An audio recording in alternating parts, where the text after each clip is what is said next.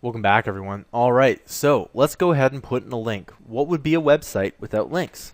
So what I'm going to do is I'm going to go ahead and type in A and then href equals and two quotes, okay? And I'm going to type in, whatever website you want. Okay. And what I'm going to do is I'm going to close that off, and I'm going to type in another A like this right here. Now you'll notice nothing has happened. And the reason is that we need to add in some text here. So watch this. It just is a little bit like this. We're going to go Mammoth Interactive. Okay, there we go.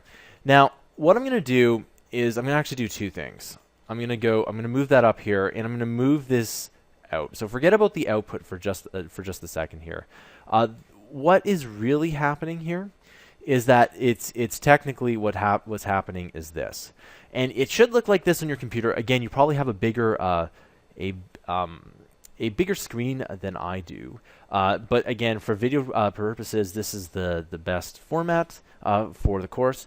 So as you can see here, we have the ahref, and what it is you put in whatever link you want. That's all it is, and then here you just type in whatever you want to be in there, and this could be anything you want. It could be my awesome website, like that.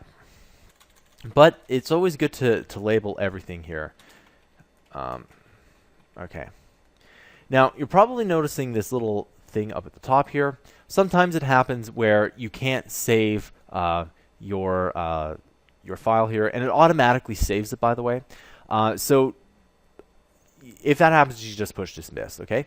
And so again, if we go ahead and let's go ahead and click this link, you can see that in the output it does navigate to where it is. Now obviously my website doesn't exactly work with this here, but as soon as you push space, it goes right back to that. So that's all it is. That's all a link does, okay? And that's how you set up a link. I'll see you guys in the next tutorial.